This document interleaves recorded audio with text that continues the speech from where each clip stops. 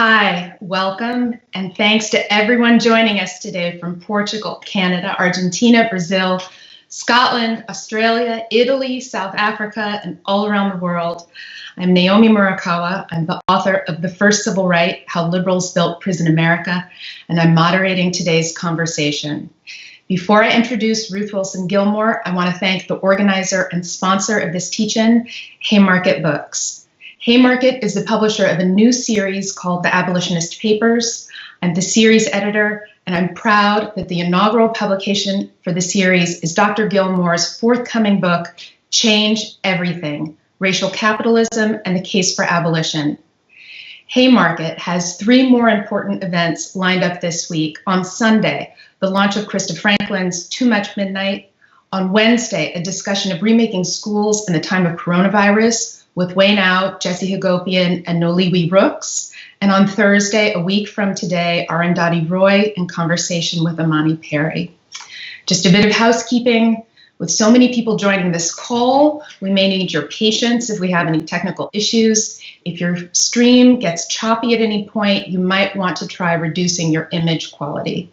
This video will be recorded and shared afterwards on the Haymarket Books YouTube channel. And we are reserving time for Q&A, so please post your questions on the live video feed wherever you're watching it. Now let's go. Arundhati Roy tells us that the pandemic is a portal. It forces us to break with the past and imagine the world anew.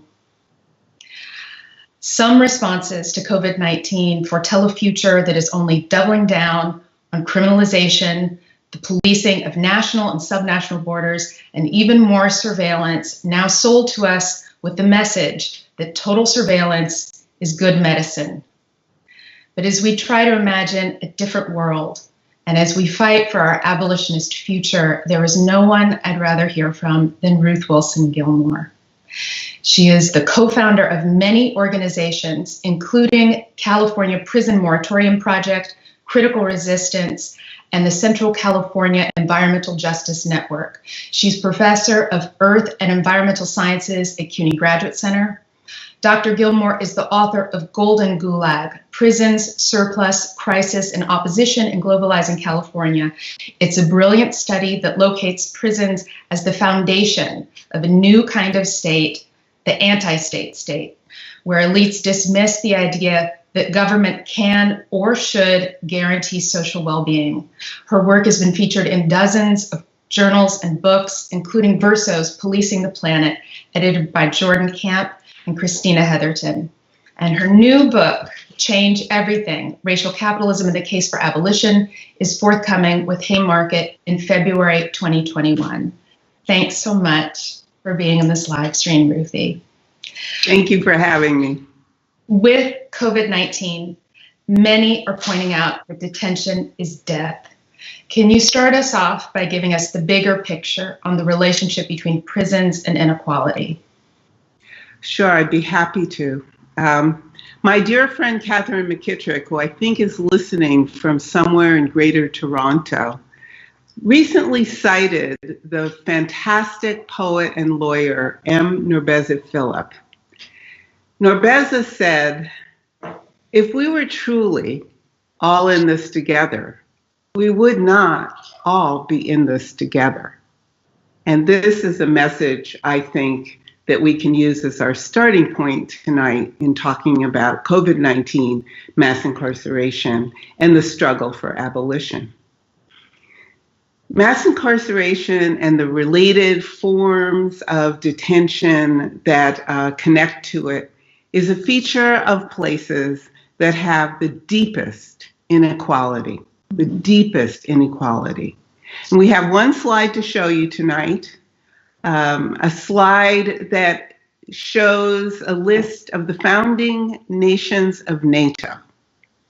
Now, this slide, which was created by the Prison Policy Initiative, perhaps the greatest data collection, visualization, and spreading organization in the United States, and one of the great ones of the world, shows us that even in the context of NATO's founding organizations, the United States is off the chart, quite literally off the chart. And what holds this together? What holds together the possibility of mass incarceration in the richest country in the history of the world is a combination of organized abandonment, which is to say austerity, and organized violence, which is to say criminalization, policing, prisons, detention, deportation. Now, we can take the slide down if people are satisfied with its image. We could, but we're not going to tonight, also look at images from the BRICS, that is to say from Brazil, Russia, India, China, and South Africa. And we would see a similar pattern emerging where no one, no country is remotely close to the United States. But as Russia and other countries of the BRICS have followed increasingly neoliberal policies, which is to say the policies of organized abandonment, the policies of austerity, we see the number of people locked up rise and rise and rise. But as I said, the United States remains off the charts. That said, abolition actually is not a recitation of catastrophe or a culture of complaint. Indeed, catastrophe and complaint, if that's all we do, are the kinds of practices that induce in many people who are listening what my friend, the historian Daryl Scott, calls contempt and pity. And abolition is not looking for contempt or pity. What we are doing, rather, is this. We're trying in every possible way to find a way to politics that, rather than being distinguished by, as the sociologist and novelist Edouard Louis says, politics distinguished by style, we're looking for politics that really are grounded in the struggle over life and death. So Edouard Louis is a young French writer, and he wrote a fantastic book I recommend to everybody called Who Killed My Father? And it's in this book that he makes this distinction, politics as style as against politics as life and death. So what does politics as life and death mean for abolition?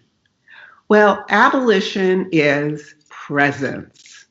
It's already happening in so many ways, in so many places around the world. And many of the people who are listening in tonight and watching tonight are already doing the work and are stumped, as many of us are, because so many of us are under some version of shelter in place / house arrest, and yet the work continues. Now, C.L.R. James teaches us that revolutions happen because people are so conservative. He says they wait and try every little thing until one day people come out in the street and clear up in a matter of years the disorder of centuries. Now, when Arundhati Roy says that COVID-19 is a portal, this might be the portal through which people who are doing all kinds of little things of various kinds around the world come out and clear up the disorder of centuries. My friend and comrade Ayana Maria of Rust Belt Abolition Radio lifted up a mention I made the other night of the Black Panther Party for Self-Defense motto, survival pending revolution. And she thought, and named a discussion that a few of us had on Rust Belt Abolition Radio the other day, that we could think of what we do as survival pending abolition. Survival pending abolition. So that means that the work behind and the work ahead is very, very long. I'll give you an example. In Los Angeles County, decades ago, the ACLU brought a conditions of confinement case against the county for the horrendous conditions in the jails. Over the years, the ACLU was in charge of taking care, keeping an eye on what the county did to remedy the horrific conditions. About 18 years ago, the ACLU invited a few abolitionists to come and talk to them about something they had never imagined, which was perhaps the way to remedy the problem with the LA County jails was not to have a jail at all, rather than to build a better jail. Slowly but surely, this way of understanding became central to the struggle in Los Angeles County over those jails. 16 years later, abolitionists who joined forces with the forces of reform managed to persuade the Los Angeles County Board of Supervisors, one of the biggest governments by number of people in the United States, not to build new jails, but rather to put the billions of dollars that would have gone into that into housing, healthcare, and other life-affirming projects. So abolition is long, abolition is presence. Abolition is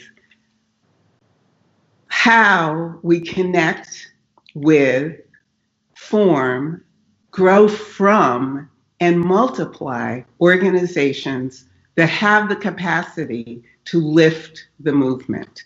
I learned from Vijay Prashad many years ago that our main work, we who are talking heads sometimes on Skype, our main work is to lift the movement, not to lead it, to lift it. To lift it by showing how anti-domestic violence people are central to the formation of abolition as a movement. That mutual aid organizations, which are now flourishing everywhere because of the emergency of COVID-19, that unions, food, healthcare, nurses, building trades, all of these organizations have become, in one way or another, connected with the movement in the direction of abolition, because abolition is about abolishing the conditions under which prison became the solution to problems, rather than abolishing the buildings we call prisons. There are faith organizations, neighborhood organizations, artists organizations, tenant organizations, prisoners organizations, inside and out, libraries, environmental justice, legal aid, transit workers, rights advocates, public health advocates, bail funds, you name it, large and small. All of these people are coming together in various configurations around the world to try to relieve the stress of organized abandonment and its realization as through organized violence by changing the world in which we live. So that is the big picture that connects inequality with abolition and mass incarceration. Okay, so here we are, decades deep in organized violence and organized abandonment, and now enter the COVID-19 pandemic. What are the political possibilities now, and what might the pandemic mean for the future of criminalization, police, and prisons? Well, certainly the pandemic is focusing everybody's mind. There's nothing like fear to focus the mind. And the fear has many, many aspects to it, and therefore the responses that people are putting together are in many ways quite astonishing. For example, just to take one very pointed case, some people, I think mostly students at New York University Law School, put together a sheet, a guide for all of the state jurisdictions and the Federal Bureau of Prisons in the country to show who actually has the authority to release people, so that people who are organizing on the ground could focus, using this power map, on those who could, in a brief amount of time, make the decision to release people. What we know about mass incarceration is that it is class war. And it is, as class war, very tightly knotted to the vulnerabilities that the types of organizations I listed a few minutes ago and the kinds of organizing they do are trying to relieve. Labor unions are trying to relieve certain kinds of vulnerabilities, as are housing advocates, as are prisoner rights advocates, as are people who are incarcerated who are advocating on their own behalf, families, communities, and so forth. We could spend some time, perhaps, thinking about the fact that in the United States, over the period that mass incarceration has become this catch-all solution for a wide array of social, economic, behavioral, and other problems, the number of prison beds has gone up as the number of hospital beds has gone down. That the movement in the opposite direction is quite startling to me. And as many people have pointed out, those who are against and those who are for, the configuration of hospital and healthcare in the United States today, we still see the fact that many, many areas of the US are underserved, if served at all. Places that have the capacity to take care of people are overwhelmed because of cuts to hospital and healthcare. And the workers who are working in hospitals, working in transportation, working in all of the sinews of the system to try to keep people whose lives are in danger from becoming sick and dying are struggling with inadequate resources when the resources could be there. So, what can we think about in terms of organizing now? Certainly, a lot of the work that many people have done concerning rural workers' vulnerabilities should and can be lifted up now, whether we're talking about the MST in Brazil and the landless workers who have been organizing for years, both to have access to land, to produce food and well-being, and to live and have shelter, but who have also built an enormous educational program for themselves and others that has very strong international connections throughout this hemisphere and indeed around the world. Or in the US South, the Highlander Center, which in Tennessee since the 1920s has been a central place for organization, anti-racist, pro-working class organization. And they will have a program on, I think, right after we log off tonight, starting at 7 o'clock, on the Black Freedom Movement, 7 o'clock Eastern Time. Similarly, when we think about housing, I can give a fantastic story about a young abolitionist artist called Sheena Griffiths, who's based in New Orleans. So after Katrina destroyed a good deal of everyday life in New Orleans, and then the anti-state state came through and destroyed what hadn't already been destroyed by the floods and the rot, Sheena and some of her comrades got together and said, we are going to create a housing trust so that a few households at least could have a safe, secure, and pleasant place to live.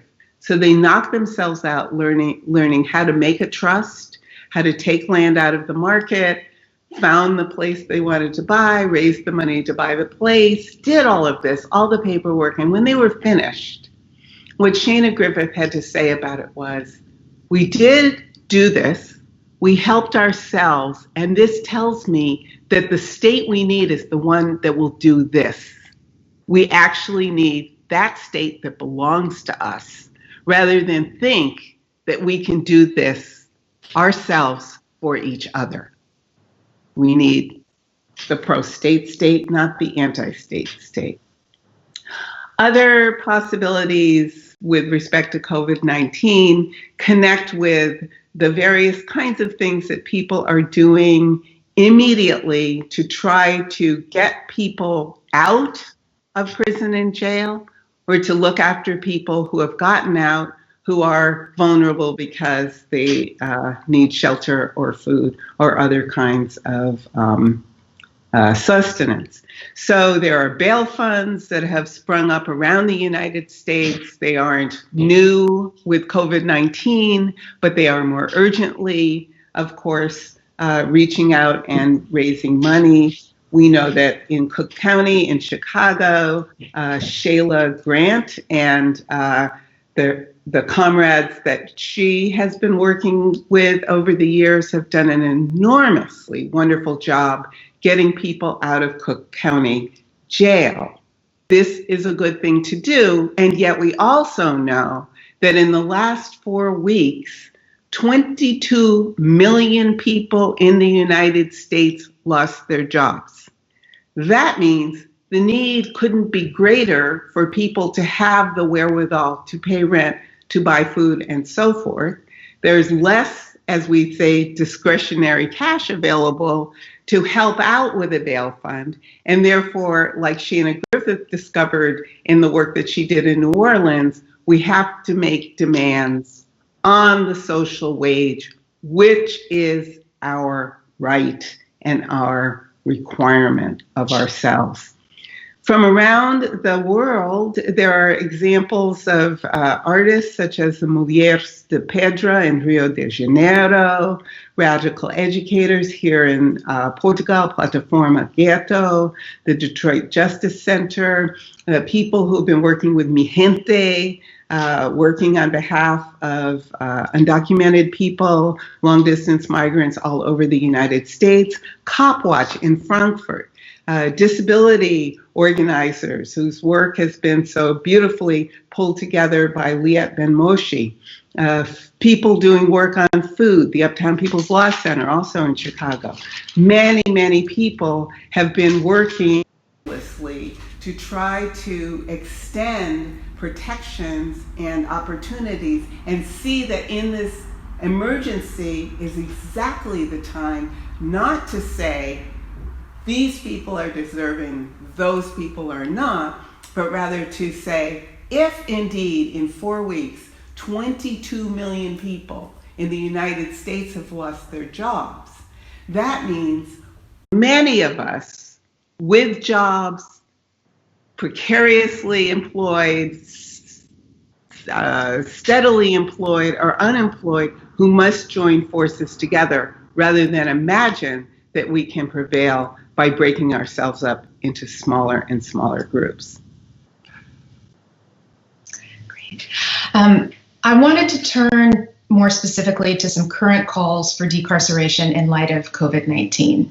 So you've cautioned us against using conventional dividing lines that mark nonviolent versus violent, or low risk versus high risk, in short, sympathetic versus unsympathetic. Some of these lines seem to be hardening with COVID-19. Can you explain why it's problematic to demand decarceration using these categories? Well, first and foremost, we should always plan to win. And if we plan to win, we should ask ourselves, what happens next in the event of victory? And if what happens next in the event of victory is that the people who have been rightly released are the only ones who could ever be released, then we will not have won. Do I say leave people, everybody inside? Of course not. But I do say this. Most people who go to prison leave prison. Most people are not doing life sentences. There should not be any life sentences. And in most parts of the world, there aren't life sentences. But most people do leave prison. So rather than imagining that there is a magical line between less guilty and more guilty, or more innocent or less innocent, or more deserving or less deserving, or I will say violent and nonviolent, we should say, why not take seriously the fact that most people leave prison? Do a little bit of analysis to see that we could be closing prisons already and jails already if we just cut by 2 weeks and 3 weeks and 4 weeks, much less years, the kinds of sentences people are serving, and then move on to the work of undoing organized abandonment. As the example that I gave to you from Los Angeles County, this is not an impossible challenge. It did take a long time in Los Angeles. The next time shouldn't take as long. It shouldn't take as long because of what we learned. It shouldn't take as long because Los Angeles can model behavior that other polities can follow. Amilcar Cabral, who is one of the most important thinkers, organizers, leaders, revolutionaries of my consciousness, taught us, or cautioned us, I should say, against claiming easy victories. And he's absolutely right. That said, we should gather all of our victories and then stop and think about them and say, what is this victory going to make possible next? Why do these victories matter? Who have we abandoned? Who have we used our own capacity for organized violence against in order not to include them in victory? So I'll give an example from New York City. New York City plans to spend $11 billion building 4 new jails. This is the so-called Close Rikers project. The mayor, yesterday or today, announced that the city budget, ravaged as it is by the effects of COVID-19, will shrink by $2 billion. $11 billion for prisons, $2 billion less for everything the city needs. This is really straightforward. The mayor can learn from Los Angeles County. Do not build the new jails, close Rikers, use the resources, the money and human resources that would have gone into that entire array of carceral institutions that people would be organizing to close, just as people organized to close Rikers, which was opened because people organized to close the institution that preceded Rikers. The mayor and the city council can use the money for the well-being of a city that has indeed been ravaged by unemployment, ravaged by the highest number of deaths from COVID-19. How can that be? How can that be? Turning a corner has to happen now, because where life is precious, life is precious. A young organizer and thinker who has an entire story of his own to tell, called Micah Herskind, just published a piece in which he argues really beautifully about, what is this high risk, low risk, no risk? There are humans, period. There are humans, period. The late Randy Martin wrote a wonderful book about risk some years ago, in which he said the world is under neoliberalism is dividing into these 2 categories: people who are at risk, so they get locked up, and people who can bear risk, so they get mortgages. And we can see now, with the economic collapse that is hastened by the kind of political leadership and normalized thinking, which is to say the domination, if not hegemony, of neoliberalism, tells us that Where life is not precious, life is not precious, and that is the corner we have to turn. As the death counts have been rising, people have called on your definition of racism as a way to name and to understand what's happening right now. You've written that racism is, quote, the state-sanctioned and or extra-legal production and exploitation of group-differentiated vulnerability to premature death. Can you elaborate? Well, that's already a mouthful, but let me see what I can do.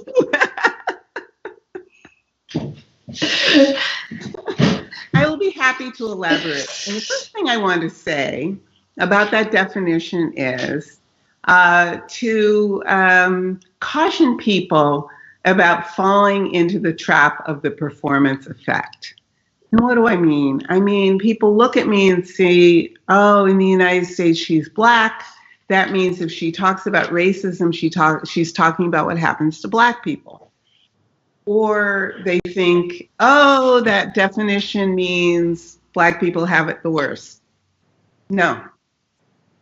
What that definition tries to do and seems to do for people as far in as varied places as Australia and Argentina and Mexico, Brazil, South Africa, many, many places where people have operationalized that definition to try to think about what's happening in the world.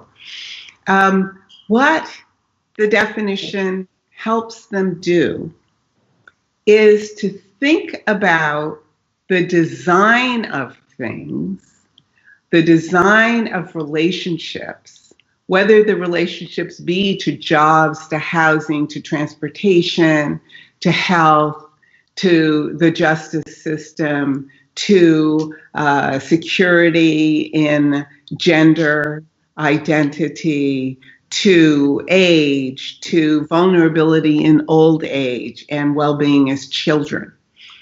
That this definition lets people start to think systematically so that it's possible to see how various groups come into being, and therefore then become naturally available for organizing and struggle. That's what that definition's for.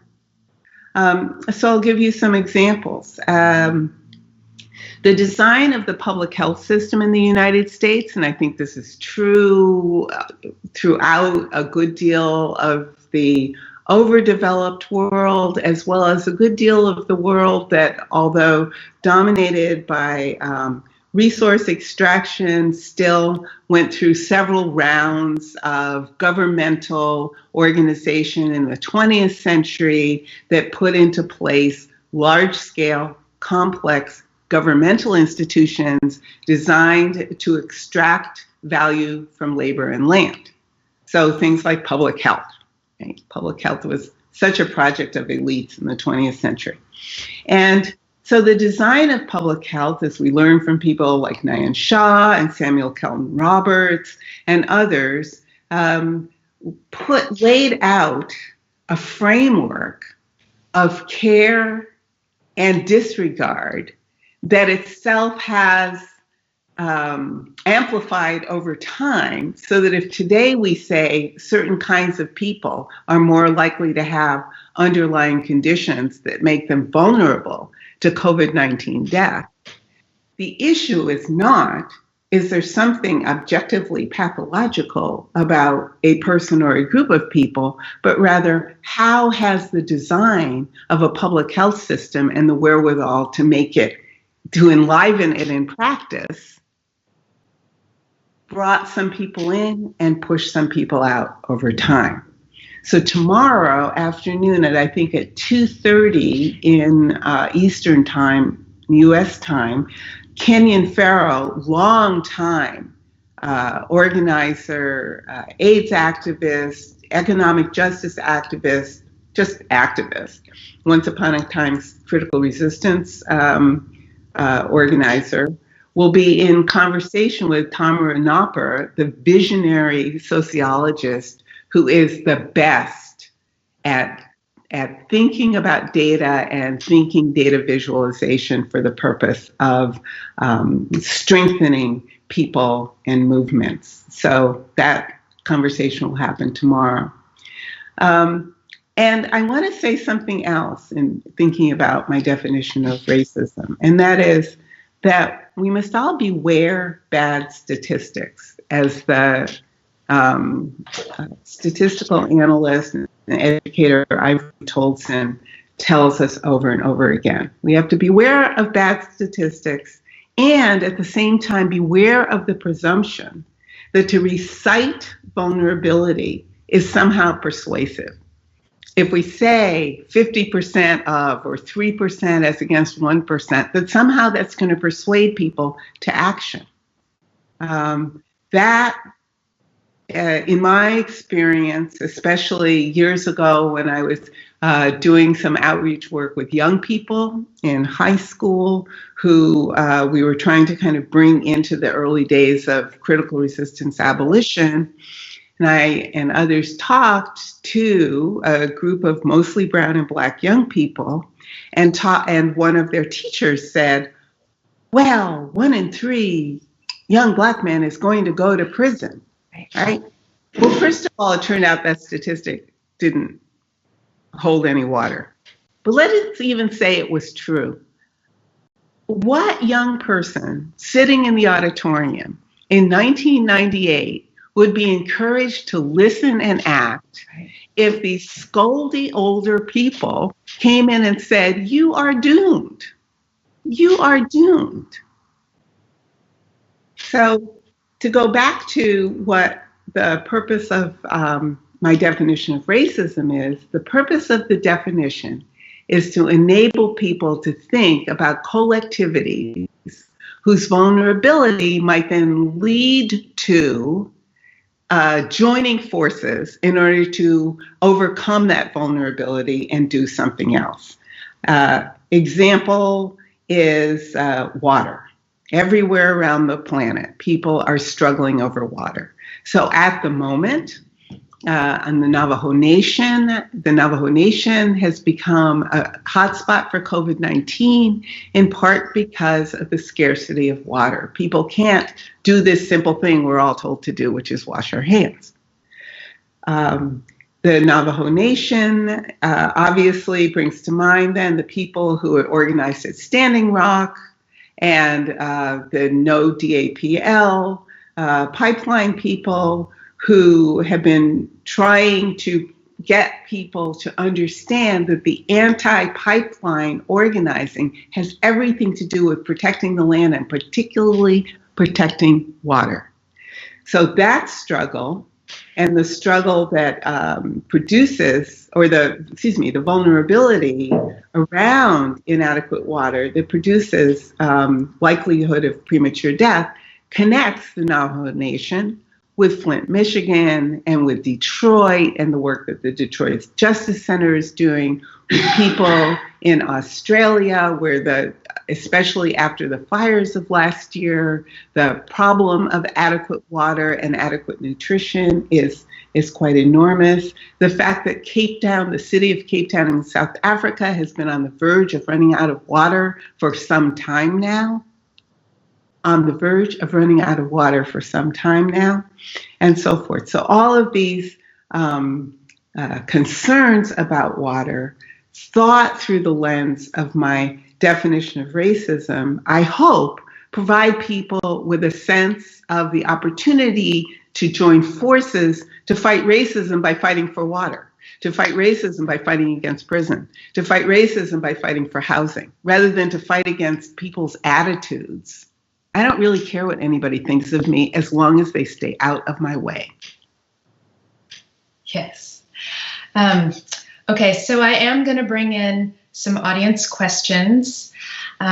Before I do, I wanted to remind everyone about some upcoming Haymarket events. Again, on Sunday, Krista Franklin's superb new book of poetry and images, Too Much Midnight. And that launch is being hosted by Mahogany L. Brown.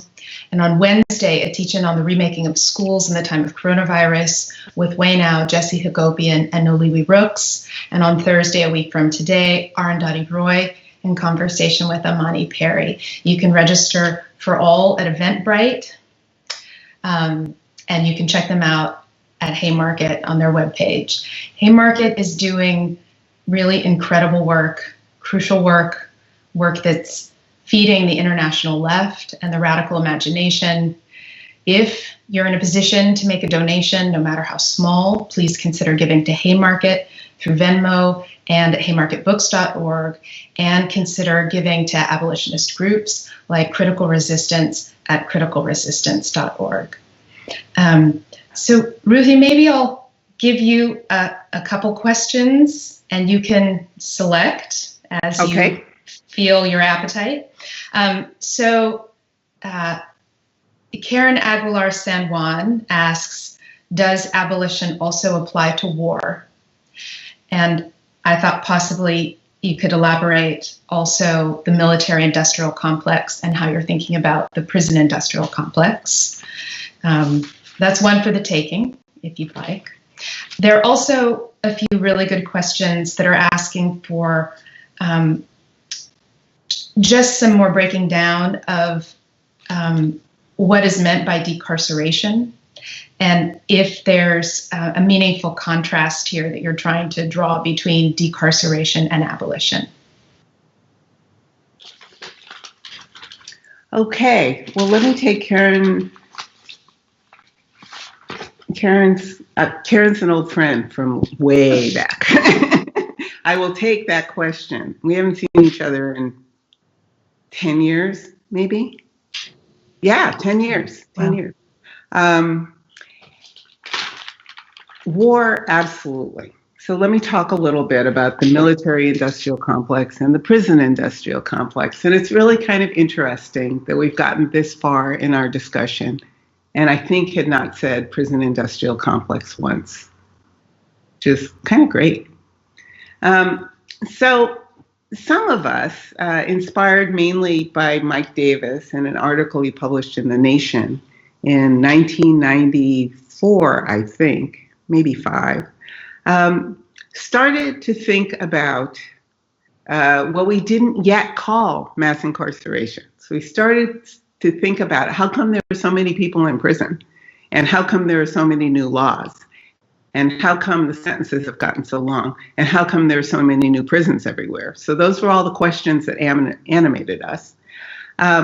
Mike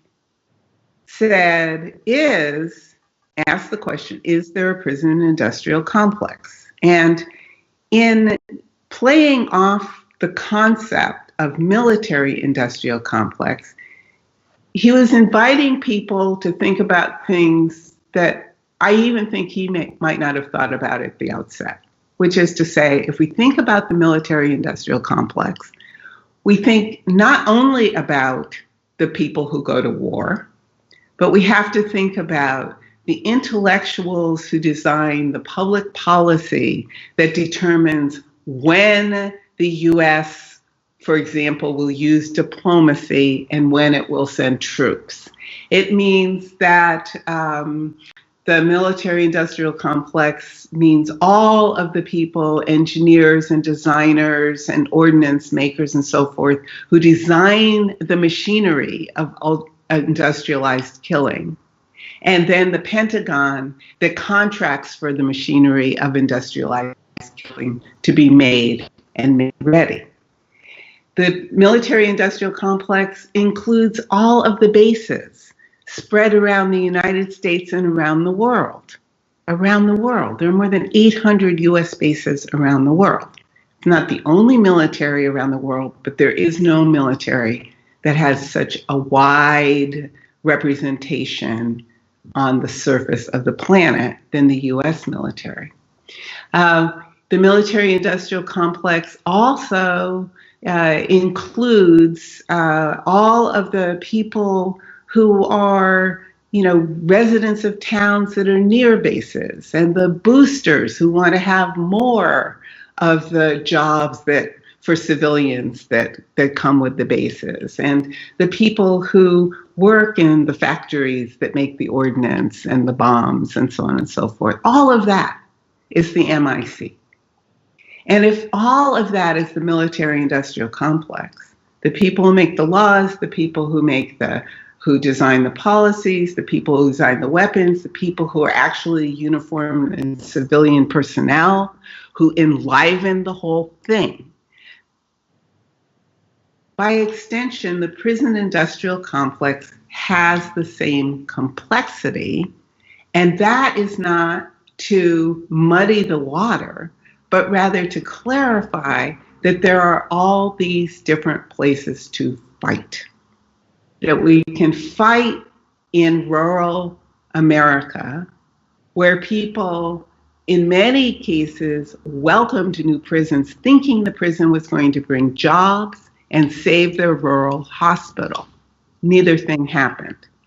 Or the people who imagined that the only kind of future they can have as first-generation college students is to major in criminal justice of one kind or another and hope to become a police officer or a prison guard or a worker in that environment rather than a teacher or an artist or something else that the same amount of education could produce. Uses of land, uses of resources, uses of money, and relationships between and among people are all involved in prison industrial complex. So that's a long wind up to saying, in answer to Karen's question, absolutely. Abolition really does require that we change one thing, which is everything, which is what the title of that book is about. Everything. So there are some young from my point of view, I just turned 70, but some young lawyers, legal scholars, and also practicing lawyers, including a young woman who is doing a postdoc at Cornell, who have been doing all kinds of legal work in the various hot zones of the so-called war on terror around the world for a long time. For example, in the Afghanistan-Pakistan border and in the Horn of Africa and elsewhere. And this one particular young lawyer, Zora Ahmed, said, I think that the principles of abolition, as I have come to understand them through the combination of Insight Women of Color Against Violence, put together with critical resistance, gives us the basis for thinking about how to take abolition into the most difficult struggles outside of prison and detention, which are the struggles from ground to the air of hot war, and the complexities of those struggles. That, as she put it, it's not as though we can say there's a drone which is bad and everyone on the ground who's not. Rather, all of these relations have gotten so messed up over time that we have to sort them out, and that is the way to sort them out. So yes, abolition does, in a word, extend to war. There are a lot of really excellent, smart, non-trolly audience questions. Zach Stiles asked, how can abolitionist praxis be applied by folks in the U.S. to support Palestinians under occupation? Well, Zach, you probably already know the answer to this question. And if you were sitting in front of me, I would ask you to answer it. There is so much mutual aid that extends across the barriers of occupation, of war, of struggle that goes in both directions. So it's not as though people in the United States are exclusively in the position to offer help, that people who are in the occupied territories are exclusively in the position to require help. I don't think that that is the way to think, and I know for a fact that that's not how how things have gone. So, for example, during the very, very active days in Ferguson, Missouri, at the time that Black Lives Matter was becoming more and more a feature of how people understood the need to protest without cessation over the fact of police killings of people in this country. Young people, and people of all ages, I should say, in Ferguson, learned from people in solidarity in Palestine how to deal with tear gas. So that's just one example.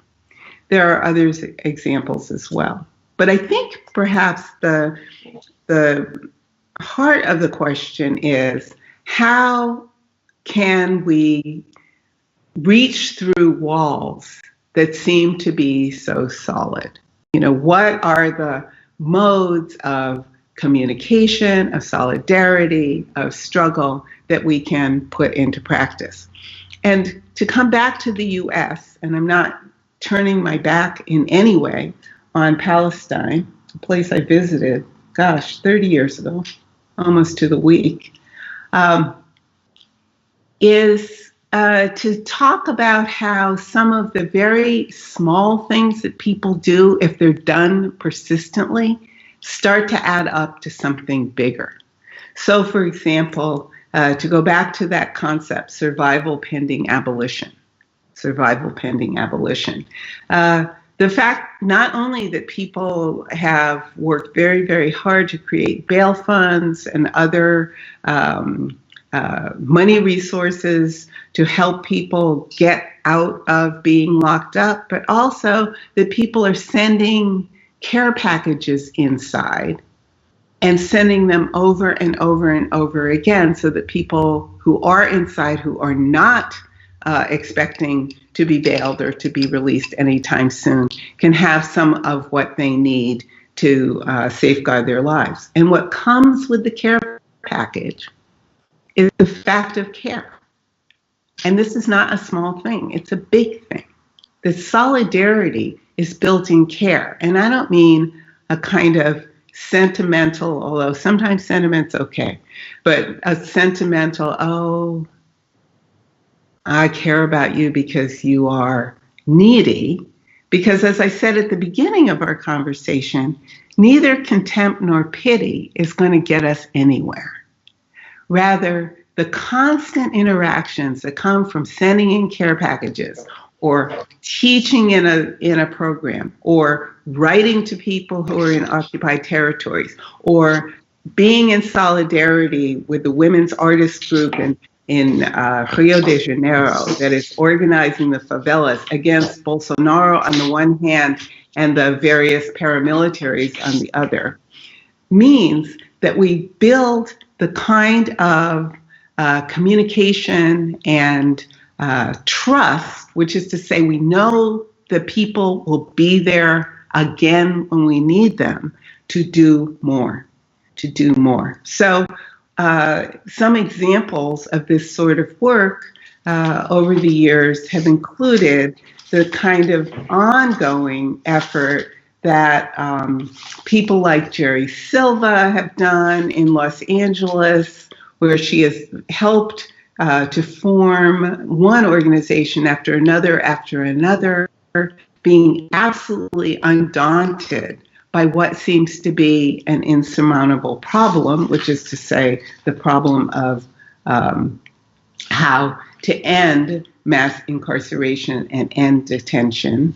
And as well, the problem of solidarity means that we have a promise built into it. And the promise is to think about the edges of our struggle, not as limits, but as the beginning of the next struggle as well. That an edge is also an interface.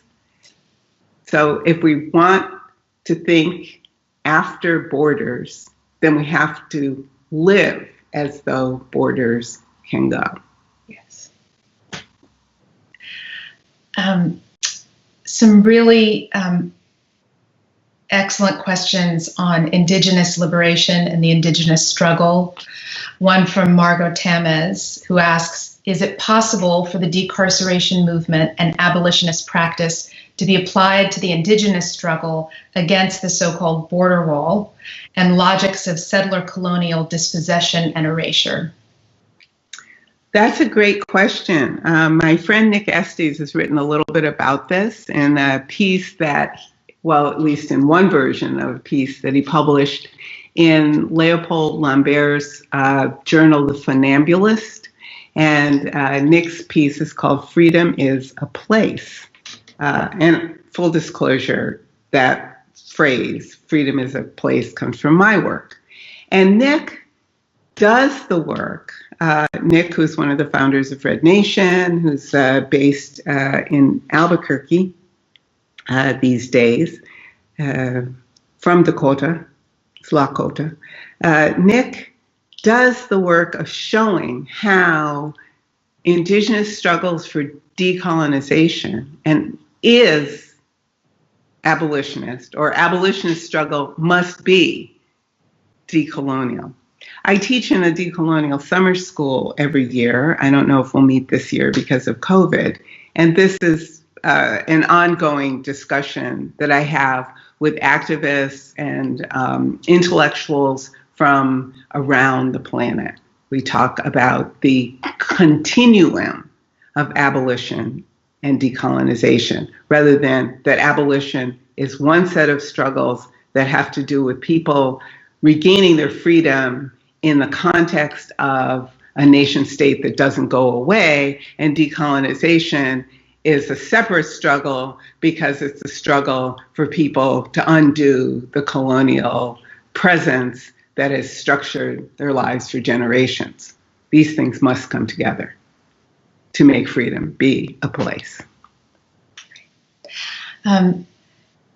You're getting some questions about current upticks in repression, in surveillance. So one question comes in the form of, what are we to make of the current situation of suspending civil liberties to prevent the spread of COVID and the associated police enforcement of COVID-related legislation? And then a related question from Catherine Dace: can you comment on the increasing trend towards home arrest and incarceration via surveillance technologies? Sure, and the latter question actually informs any answer to the former question, and that is, this goes back to what I was talking about earlier when I was talking about the importance of planning to win. And for many people, for good reason, the idea of making sure that loved ones, or indeed for individuals, they themselves, would not be locked up in a building somewhere else with bars on the windows and bars on the doors and all of that, led to or enabled the expansion of what my friend James Kilgore calls e-carceration, electronic carceration. So years ago, when I was trying to put together a talk about this, and I Googled, ankle shackle, but what you Google actually is ankle bracelet, like it's jewelry rather than shackle, which is what it is. When I Googled it, it always turned up Martha Stewart. Like Martha Stewart, famous felon, blonde, rich felon, white woman, felon. And so the idea that, this is a much preferable way to be incarcerated because you can be at home, and how much better is that than to be in a cell with somebody, quickly showed itself to be the nightmare that it is. That the lives of people who are subjected to incarceration are incredibly shrunken, although they are living in their own homes or their parents' homes or their whoever is taking them in. Their scope of activity is extremely limited, And they are not only not actually living a life for which they are responsible, such as parents for their children, or children for their aging parents, or workers for their jobs, but also the fact of decarceration is a cost to the person who's wearing the shackle. And it takes, essentially, it's an insatiable system that sucks time and money from individuals, households, and communities. So Maya Shenwar and Vicky Law have just written a book about this, published by the New Press. It just came out, I think, last week, called Prison by Another Name, I think is the title. But you can learn about that. And so the spread of this kind of surveillance, control, arrest, I think is likely unless we organize against it. Probably the most important word I've used all evening is organize. Organize, organize, organize. Everything else is just noise if we're not organizing. But if we're not organizing in such a way that each victory, large or small, whether it's getting a care package into somebody or getting New York City to close Rikers and not build the 4 new jails, or it is achieving relief for the people of Gaza, or it is getting water to Cape Town, whatever it is, if in the absence of organization, nothing will be done. So the question is, what kinds of organizations already exist that do the sort of work that will lead to the goals that we need? Do those organizations have currently the capacity to do more than what they're doing? If they don't, can people help and expand that capacity? If they have the capacity, but, for example, as is the case with many public sector unions, have had, in some cases, leadership that has encouraged, for example, luxury housing development as against working class housing development, then is it possible not to fight the union, but from within to change the union and change the direction?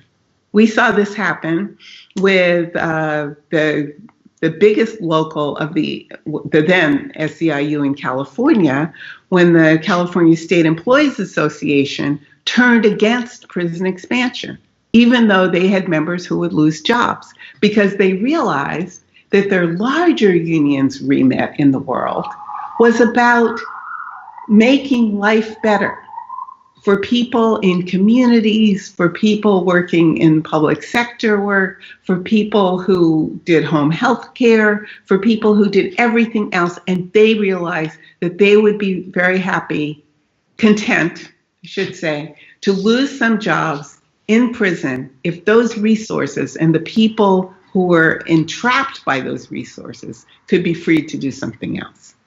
So these are the kinds of things that we have to do.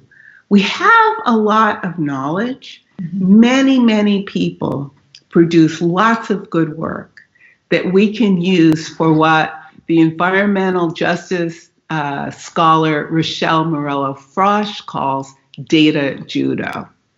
Data judo.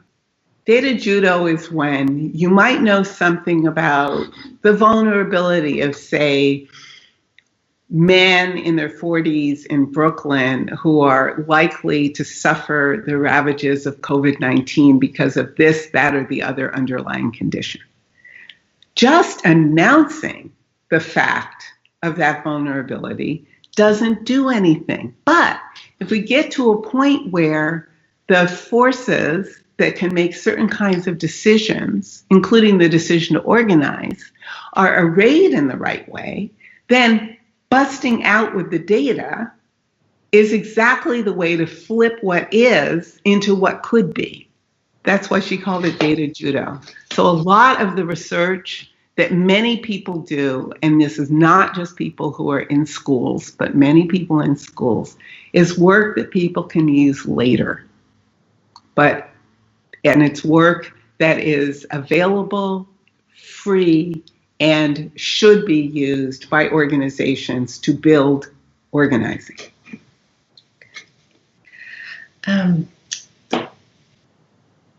There are many organizers on this call, so I want to make sure you get some of their questions, really applied, thoughtful questions. So one question, which is, many of us organizers are fighting against government officials using our woeful reentry infrastructure as a cynical excuse to keep people incarcerated. What would you say to them? I don't know if I get bleeped if I use a swear word, but let's just say I would say bleep. And then it's this. Who comes to mind in answering this question? Who comes to mind in answering this question are a couple of my 19th century main people. And those are Sojourner Truth and Harriet Tubman. So what would Sojourner say? What would Harriet say? What did Sojourner Truth do? New York State, where she was enslaved in New York State, New York State set out a program of gradual emancipation. And so there were benchmarks, and you had to achieve a certain age or have been apprentice to the person formerly known as the person who thought they owned you before you, the enslaved person, could be free. So Isabella von Vonnegut, who we know as Sojourner Truth, one day said, I call bleep on all this, and she left. She just left. She left. So when government officials say, well, gosh, the reason we can't let more people out is we're not ready for them, we're ready. We're as ready as we're ever going to be. What does that mean? It means that we have to struggle over the question of shelter. We have to struggle over the question of food. And the fact that 22 more people are without employment, as were 4 weeks ago, means that all 22 million plus 2.5 million in prison, plus everybody else, should be struggling together. Should be struggling together. This gradualism that is all the rage, and certainly strongly endorsed by many kinds of think tanks and large research institutions, is an absurdity. And it is the same absurdity which we must resist and refuse politically as the one that says the way we fix what's wrong in New York is to build these 4 new jails, or the way we fix the problem of people getting sick and dying in prisons in the UK is to flip the prisons from being privately run to publicly run. Nobody's going to live any longer in a publicly run prison. People have to not be in prison. Or the way to resolve the problem of mass detention of immigrants, again, is to get rid of the private contracts. Nobody gets to go home when the contract goes. What we have to do is fight for what is right. Now, those words that I just shared with you are really quite general. The question is it possible to return to the table again and again and again and make the same demands? This is what is necessary. This is what is necessary. And none of it will happen very quickly. But while certain people who are given the advantage of being able to editorialize in mainstream media say, well, there must be a way we can balance out about bail and blah, blah, blah. No, that is not the answer. It's not the answer. And it's really quite scary to insist on what the answer should be. It is. It is. And we've all learned something that I would like us to unlearn, and it's this. I think that over the years, over the decades, that what did you call it, Naomi? The prison pandemic grew. That people were trying over and over and over again to figure out a way to speak it into illegitimacy. And that the way to speak it into illegitimacy was to point out its many flaws. Now, I have done this too. Don't get me wrong. I'm not saying other people did something wrong and I never did it. Of course I did it. So people would say prison was designed for men, so it's bad for women. Or people would say prison is for adults and it's bad for children. Or prison is for people who are healthy and so it's bad for vulnerable people. Or prison is for people who have ordinary kinds of abilities, therefore it's difficult for disabled people. Or prison is based in a two-gender system, so it's difficult for gender non-conforming people. All those things are true, but prison isn't good for anybody. So like that healthy, heterosexual man with, generally no difficulties in getting around and so on and so forth, it's not good for him either, right? It's bad. But I think that the search for how to speak an illegitimacy into being came from a struggle that many people have had in the beginning of the 21st century over what on earth do we mean anymore by rights? What is it? I mean, you wrote a book called The First Civil Right. What are we talking about when we talk about rights? Civil rights or human rights? Either one. Why does it matter for us to talk about rights? How can we undo this scourge by raising up a concept that seems to be fundamental to the scourge itself? This is, I think, where a lot of people are at. And so I think what's happened is a lot of us were trying very hard to figure out who was, relatively speaking, more innocent, so that in the logical system of mass incarceration itself, it would be possible to identify the people who shouldn't be there. That was a mistake. It was no more or less a mistake than telling young people, young black men 22 years ago, you're going to go to prison unless you join our group, right? That either one, it was not doing the work we wanted it to do. So today, rather than go along with a way of talking about prison and detention that seems to suggest we can identify the relatively innocent and then do something on their behalf that we would never do for everybody else, we have to step back and say, this entire system is corrupt and it kills people. It compels people to die. We can see it right now with COVID-19. And therefore, what are we going to do? And we have to say it over and over and over and over and over again. That's what I think. I love that. I want to say that over and over again right now. In thinking about all the range of work that's tried to talk its way into the illegitimacy of the prison, it does strike me that so much of what's been happening for the last 20 years has done the work of saying prison fails by its own standard, which is it doesn't actually reduce crime. Prison is too expensive. Those logics are off the mark. And that's also built a sort of way of thinking and speaking that I think actually puts us on really especially terrible footing, weak ground for the fight that's coming ahead.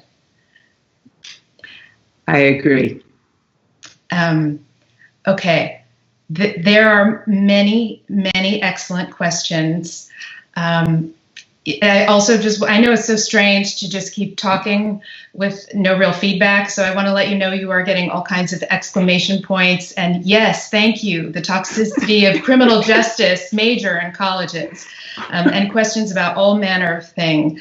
How do we fight the anti-state state in higher education? And there are a lot of questions about the distinction between the anti-state state and the pro-state state. I think maybe you can take those. I also want to combine maybe two final questions, which are sort of big break questions, both from Annie Coe.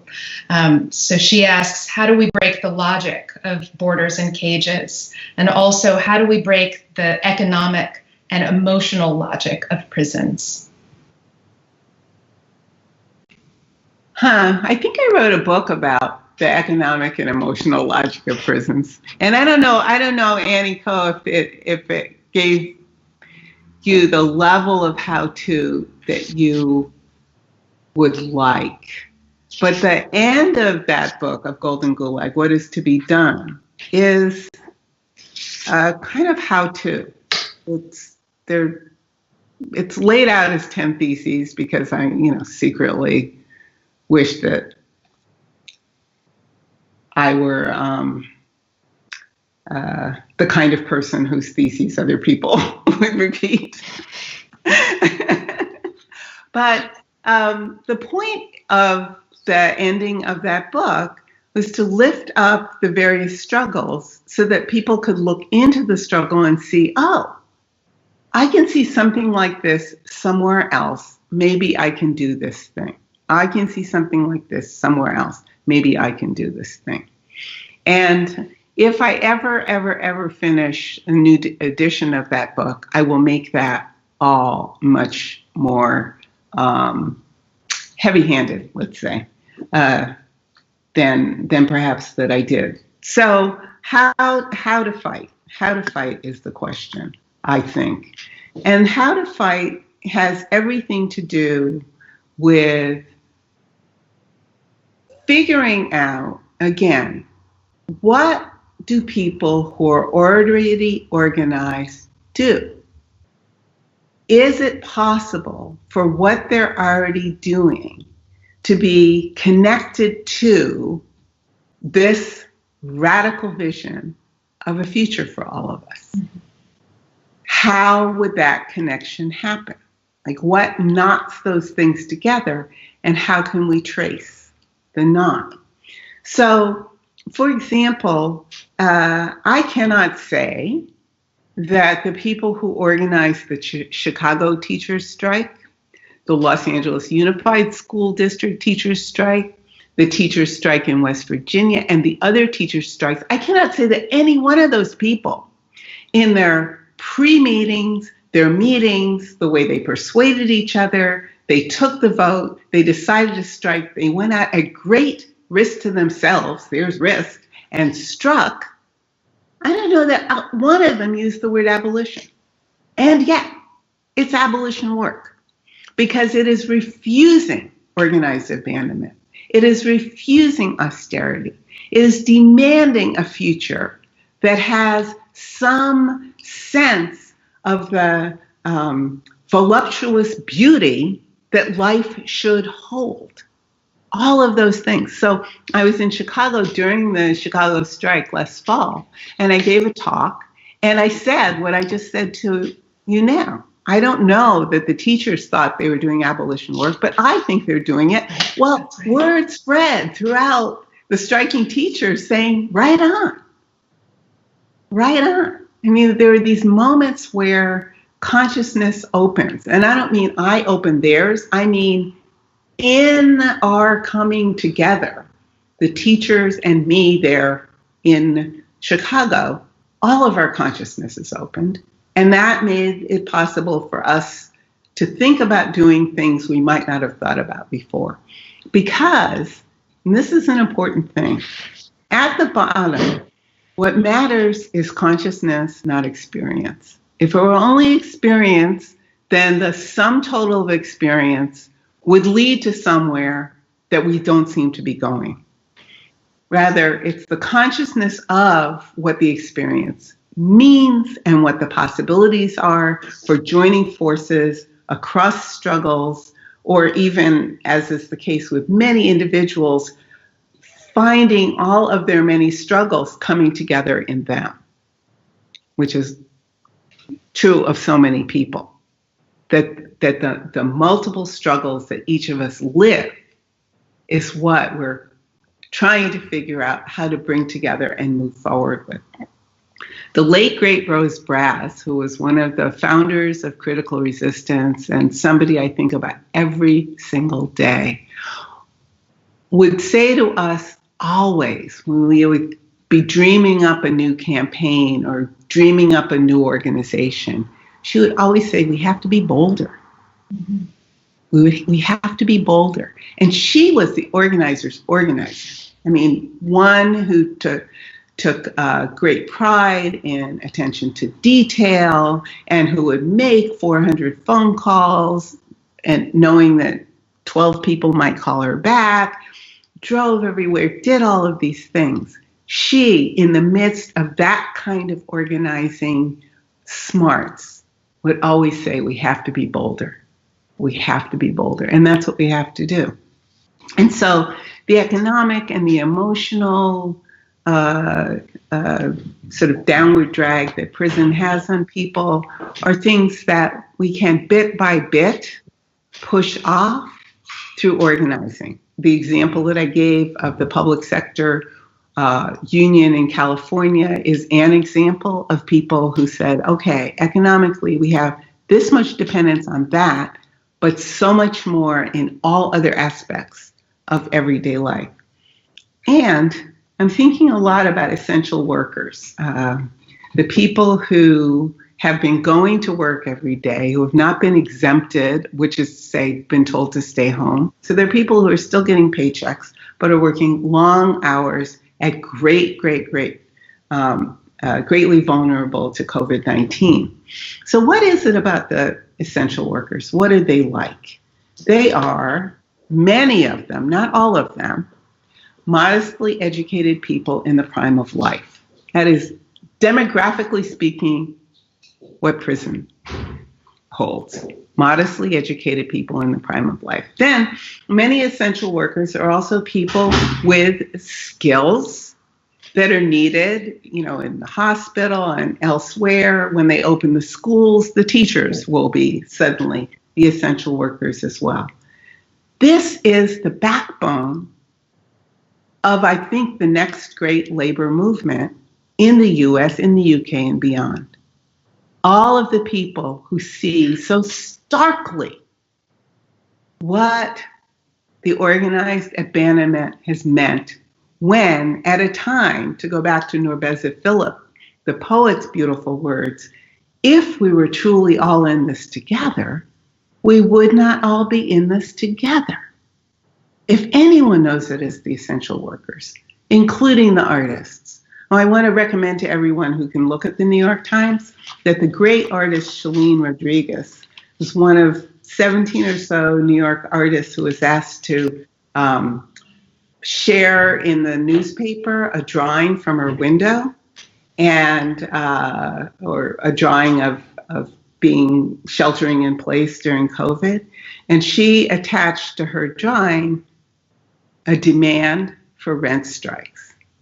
So not I alone in my house see things that I never saw before. And this is nothing against the other artists who seem to be quite talented, but Shalene put her capacity for visual expression through drawing with her insistence on what it is that we need now. And that's really what we are all here, I think, because we want to do. So this is true then for our friends in Australia, Debbie Kilroy, I think you're on the line from Brisbane, and our friends in South Africa, our friends in Brazil, I think Livia and Michelle Isals are there, and our friends here in Portugal, and shout out to Vanessa in Frankfurt, and Lamble and Deb Coles and Mo in the UK and London. Maybe Mo is actually in Belfast now. Roisin Davis in Belfast and others. We've got this international stretch. We've got the consciousness. We've got the need. We know what's wrong with the world. And so the question is how we do the work to turn the world green, which it should be, and to turn it green, to turn it red, which it must be. And in order to do those things, to make it the international, it should always be. Can I ask you to elaborate on green? And maybe here I'll just, is it okay if I share the AOC meditation that you and I went through before this conversation? Is that okay? If you want to. All right. So in thinking about the question of commonly used language that draws lines, that implies deserving or undeserving, or points out all of the people in jail who don't have criminal convictions, I thought about selecting a quote from Alexandria Ocasio-Cortez as to use as a sort of gloss for why it's troubling to think in those terms. And part of the reason we backed away from it is that we didn't want people thinking that there are these sharp dividing lines between an abolitionist who calls themselves an abolitionist and someone who's working and organizing and has bold, radical, awesome ideas, who may from time to time use this language in speaking about certain things that we may have some critique with. So on that, I was hoping you could talk about the Green New Deal and what makes the Green New Deal an abolitionist idea. Sure. Well, I've already become a revisionist a little bit on the Green New Deal. I like green because green says climate change is a catastrophe. That said, I actually am quite taken by the revisions to the Green New Deal that Red Nation has done in putting forward their Red New Deal. And so that's Red Nation red. And so the other red that I'm talking about is red in which to each according to his ability and from each, to each according to his need and from each according to his ability. The idea, the urgency of rebuilding an economy that is not based in fossil fuels, endless extraction, and deepening inequality between people and places is absolutely urgent. And I do think that AOC sees that urgency, and she, unlike many people who get to be where she is, says what she means over and over and over again. So I am not about to disrespect in any way what AOC has accomplished to date. The problem with one of the quotations that Naomi and I went back and forth about was that AOC, like many people, presents the necessity of decarcerating people, which is a step toward abolition, to answer that question I never answered, rather than abolition itself. And decarcerating people and throwing them on the street is not abolition. It's just decarceration. But the necessity to decarcerate people seems to encourage folks to use words like safely, or, here are the eligible, or that person who was the first to die in Rikers was there on this minor thing. Stop thinking that way. As I said, most people leave prison anyway. Mm-hmm. So why don't we think about that as opening the door, or the portal, let's use Arundhati Roy's word, opening a portal that takes us away, again, from organized abandonment and our own habits of reinforcing organized abandonment, even at the moment when we think we're opposing it, by saying, oh, we can fix this thing, but not for everybody. Mm-hmm. Not for everybody. Rather than saying, we should fix this thing, let's make it as expansive as possible, as quickly as possible. And to get away from not only the notion that some people are more deserving than others of the possibility of actually living a life, get away from that at the same time that we get away from, and I know that my brothers and sisters and cousins and loved ones who are all over the other side of the equator, let's say, will appreciate this. Get away from pathologizing places because people are poor, or pathologizing places because in media, whether it's mainstream or social, one has learned something about a certain vulnerability that some group of people might have to one or another mode of arriving at premature death, rather than think about what is going on underneath that's structurally to be addressed so that this vulnerability to premature death is finally put aside.